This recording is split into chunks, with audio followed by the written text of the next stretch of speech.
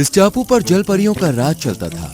पानी और धरती दोनों जगह पर रहने वाली जल परियां किसी भी जीव को खुद से नीचे समझती थी, इसलिए राज्य के सभी बड़े पदों पर जल परियां ही विराजमान थी।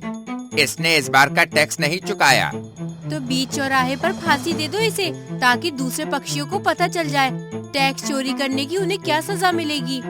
इस बार बारिश की वजह से सारी फसल बर्बाद हो गई है। जब फसल ही नहीं बिकी तो मुनाफा कैसे होता और टैक्स कैसे देते? जलपरी को पंछी की दलील से कोई मतलब नहीं था। उन्हें मतलब था तो सिर्फ और सिर्फ टैक्स से। आखिरकार पंछी को फांसी दे ही दी जाती है। जमीन हमारी, बीज हम बोए, हल हम चलाए, मंडी में माल हम बेचे और इन्हें सिंहासन पर बैठे बैठे हमसे पैसे चाहिए। अरे धीरे बोल, अगर किसी सैनिक ने सुन लिया तो उसके साथ साथ हमें भी फांसी पर लटका देंगे। अगर ये सब ऐसे ही चलता रहा तो आज नहीं तो कल हम सबका भी हशर वही होगा जो इसके साथ हुआ है। लेकिन हम कर भी क्या सकते हैं? ये टापू चारों तरफ से समुद्र से घिरा हुआ है। जल परियां धरती और पानी दोनों जगह रह सकती हैं। हम उड़कर जाएंगे भी तो कहाँ जाएंगे?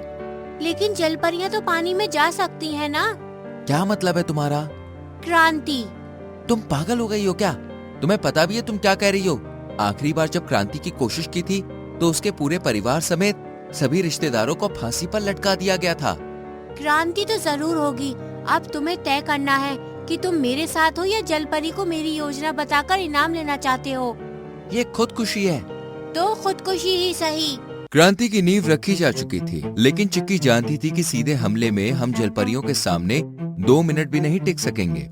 इसलिए वो सबसे पहले बंदी खाने से एक पकड़े गए पंछी को छुड़ाने की योजना बनाते हैं। क्या चाहिए तुम्हें? अपने राजा तक हमारा संदेश पहुंचाओ। उन्हें इस टापू पर हमला करने का आमंत्रण भेजो। बोलो इस टापू के सभी पक्षी युद्ध में आपका साथ देंगे। और मैं ऐसा क्यों करूँगा? जिंदा वापस लौटने और अपने परिवार को सुरक्षित करने के लिए, वरना हम जलपरियों के मुखबिर बनकर तुम्हारे ही टापू पर हमला करवा देंगे। फिर बचा लेना अपने बीवी बच्चों को। नहीं नहीं नहीं, मैं संदेश पहुंचा दूंगा।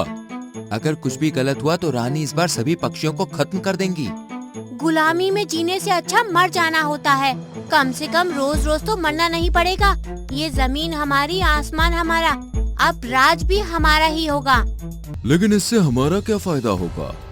महाराज, वो भूमि उपजाऊ है। हमारी भूमि में जहाँ सोना और हीरा उगता है, वहीं उनकी भूमि में अनाज पैदा होता है। अगर हमारा राज इन दोनों टापू पर स्थापित होता है तो हम इस समुद्र के सबसे समृद्ध राज घराने में से एक होंगे। लेकिन जल परियों का क्या? तुम लड़ोगे उससे? महाराज, आप अगर इजाजत दो तो मैं एक योजना बता सकता हूँ। महारानी, हम पर हमला हुआ है, जल्दी चलिए। इन पक्षियों की इतनी हिम्मत! पूरा टापू जल रहा था। आसमान में बाज उड़ रहे थे। जमीन सांपों से भरी हुई थी। टापू के पंछी राजमहल में घुसने के लिए लगातार प्रयास कर रहे थे। हमें यहाँ से जल्दी निकलना होगा। हम इनका मुकाबला नहीं कर सकते। मैं इस तरह से हार नहीं मान सकती। मैं कहीं नहीं जाने वाली। जाने भी कौन देगा? नहीं नहीं, मुझे माफ कर दो। मैं माँ बनने वाली हूँ। प्लीज मुझे माफ कर दो। मैं अपने बच्चे के साथ समुद्र में चली जाऊंगी। कभी लौट कर नहीं आऊंगी।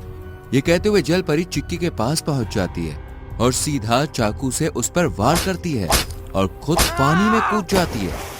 राजद्रोह की बस एक सजा, मौत। नहीं नहीं नहीं, तुम हमें छोड़कर नहीं जा सकती।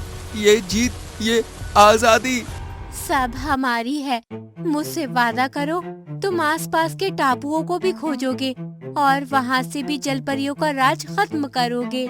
ये जमीन हमारी है, आसमान भी हमारा है और राज भी हमारा होगा। चिक्की के सपने को पूरा करने के लिए डुग्गू बाज की सेना के साथ धीरे धीरे समुद्र के सभी टापुओं को जीत लेता है। ये इस समुद्र का आखिरी टापू था सेनापति। हमने पूरे समुद्र पर पंछियों का राज कायम कर दिया है। लेकिन इसकी हालत ठीक नहीं है। जल्दी से वैद्य को बुलाओ। अब मेरे जाने का समय आ चुका है। चिक्की भी मेरा इंतजार कर रही होगी। उसका सपना पूरा हुआ। कम से कम मरने के बाद उससे आंखें नहीं चुरानी पड़ेंगी। ये जमीन हमारी है, आसमान भी हमारा है और राज भी हमारा होगा। काम पूरा हुआ। क्या लगता है तुम्हें?